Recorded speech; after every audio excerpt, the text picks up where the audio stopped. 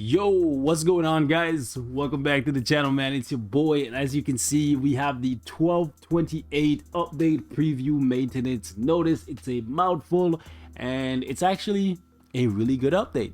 Are you surprised? Not really. Global's been killing it for the past few updates, man. So we have a new story chapter coming, which is pretty dope because it means free diamonds, free upgrade materials, all that good stuff. Possibly a free part 2 ticket, which means another opportunity for a Derriere or a green droll if you don't have them yet, or if you're trying to get dupes for them. So very good update for me, at least, right?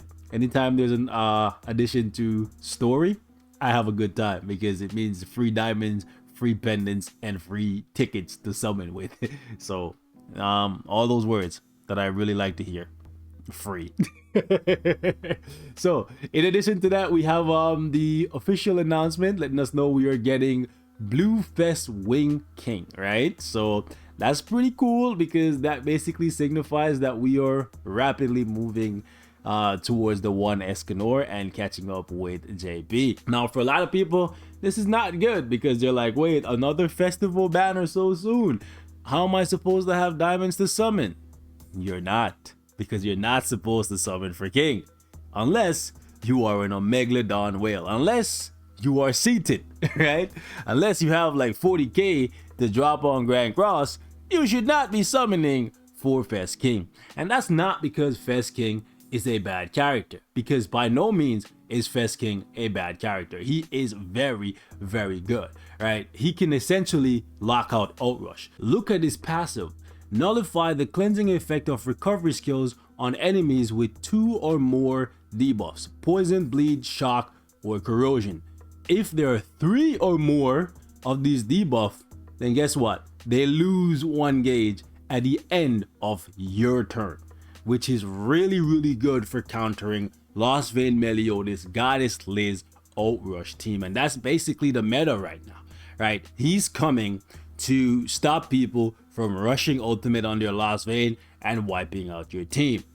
However, you don't need him, right? You don't need him. But he does more than that, right? He also has release, which does extra damage for any debuff effect that's on the target. So it's kind of like a co-destruction card like Keel, right? Where a lot of debuffs, he does more damage and he hits really hard. He also has a card that does poison. And one of the crazy things about King is his lifesteal, 20%. He hits extremely hard with this card, right? Even at level 1, it can like one tap units, right? It's crazy. So having Fest King is a good thing, but you should not be summoning for him. He also has really high crit resistance. You can see, right? 70% base. That's pretty good, right? So once you have him like level 80 super awakened and stuff, he's gonna have pretty high crit resistance. So good luck critting on this guy to do big damage, right? He's pretty tanky and he has good lifesteal, so he can sustain. The problem with the King team is that Hendrickson is a weak link. Hendrickson doesn't have the kind of stats that King has because he's not a Fest unit. And for that team to be fully functional, for it to work, you need Hendrickson to stay alive alongside King because he offers the other debuffs. He applies the bleed and the shock, and King applies the poison, right? So you absolutely need Hendrickson to stay alive. But if you look at his substats, they're not as good as King. So what people are gonna do, now he has better lifesteal, right? So that's pretty cool. But what people are gonna do when they see the King team is eliminate the weak link, get rid of Hendrickson, and basically shut off a lot of what King has going on, which a big part of it is his passive, right? A big part of King's appeal is his ability to counter Outrush. But if you kill the Hendrickson and take away the shock and the bleed, you're now left with the poison, right? And you need 3 of these debuffs to take away 1 gauge. The cool thing about it is though, they're adding in Lilia at the exact same time, and Lilia applies, as you can see, another debuff, right? You can see right here at the start of the turn, she applies corrosion, right? So that's pretty cool. And just like the other Lilia, she can actually deplete ultimate move gauge. So these 3 on the same team, Outrush, it's not gonna happen for you, fam. You're gonna need to win without your ultimate. But the thing is, to win without your ultimate against King is gonna be pretty taxing because this King team is gonna eat your HP from turn 1 onwards with all these debuffs: poison, shock, corrosion, bleed, and then on top of that, King is gonna hit incredibly hard with this card, right? And for the next week or two, they're gonna make the PvP rule very favorable to King to try and like entice people into summoning for him. And that's not really something I like to see, but it's not because the character is bad or nothing. It's because people are low on gems and they're gonna basically try and put you in a situation where you see how King is popping and you want to go for him, right? But you really shouldn't, because out of all the Fest units, he's the one that becomes a kind of obsolete the fastest, because Lost Vein Meliodas doesn't rely on anyone, right? Sure, having Liz on the team with Lost Vein helps him stay alive longer, helps him secure the ultimate, helps him become more toxic, right? Because if you crit on him, kill him once, and he's not dead, then guess what? You're gonna eat these like level 3 cards, or you're gonna eat this ultimate to your face and it's done, right? You kill Hendrickson, a lot of what King offers just disappears, right? So just keep that in mind.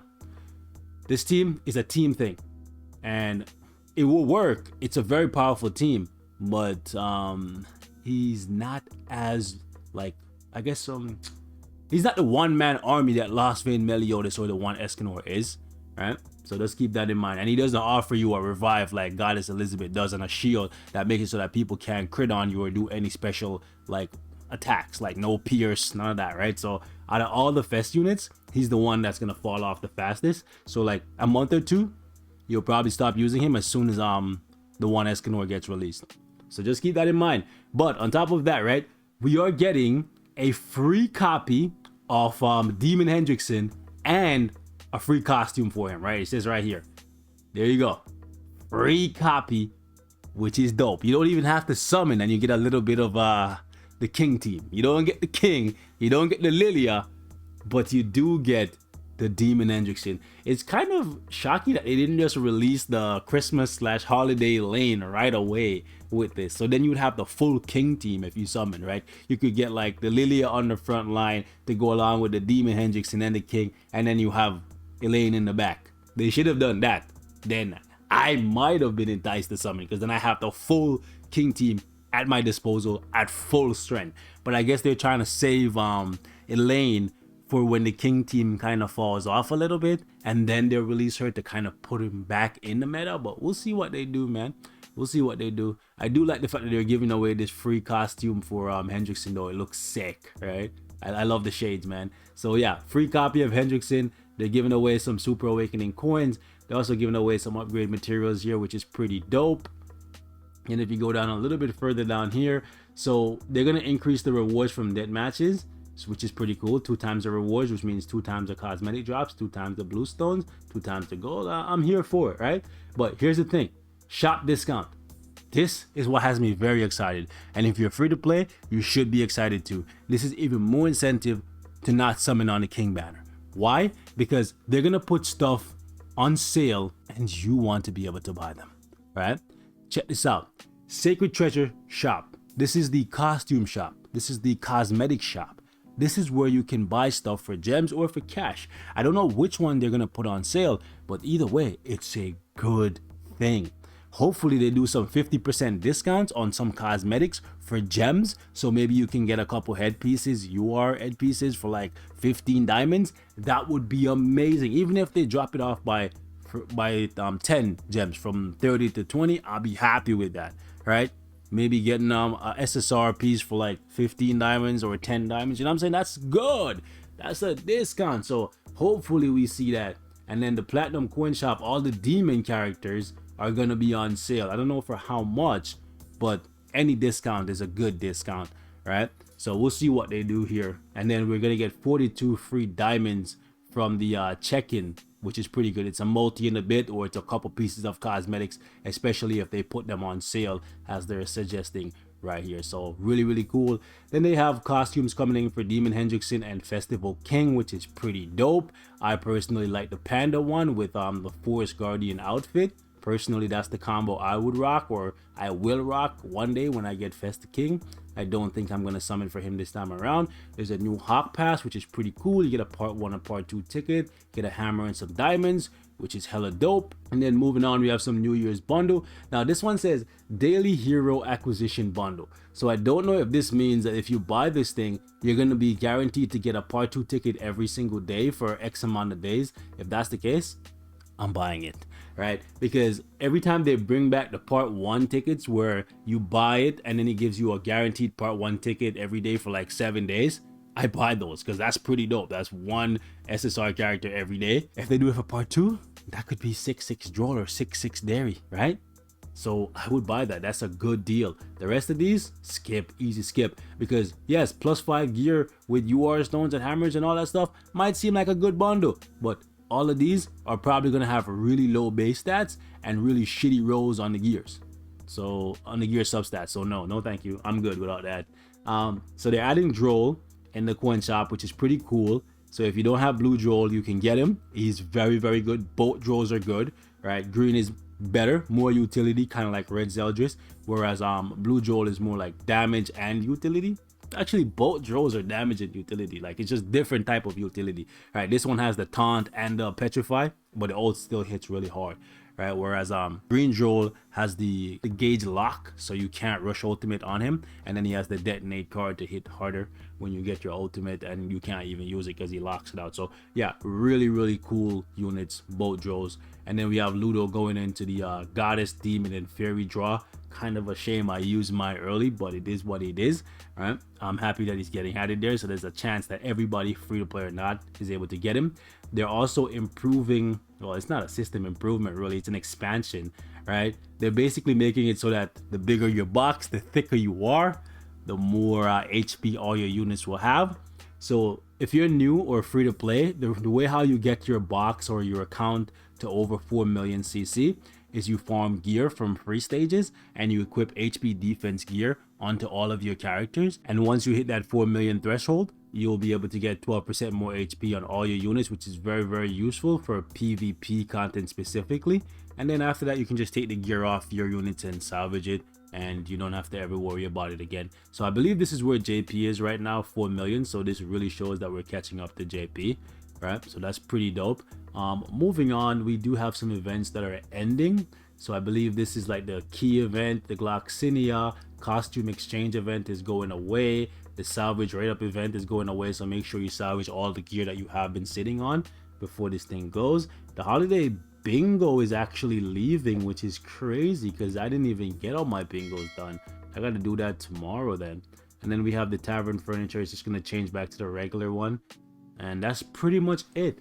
So we're gonna wrap it up right here, guys. Thank you so much for watching. Leave me your thoughts in the comments. What do you feel about Fest King coming so soon to global, right? Back-to-back festival banners, pretty much. Are you gonna summon? He's a good unit, don't get it twisted, and I do think he can work on other teams, right? He's not just relegated to, oh, you gotta run him with Hendrickson and you gotta run him with Lilia, but that is his best team, right? So if you're gonna run him, you would want to run him on his best team, right? But his best team is still a team. So once you pick off the pieces and leave him alone, well, if you don't do it fast enough, you're gonna lose, right? But if you do it quick enough and you just kill the Hendrickson like turn 2, yeah, you kind of leave the king out there looking like, what's my next play, right? That's the thing. So catch you guys in the next one. Be safe. I'm gone.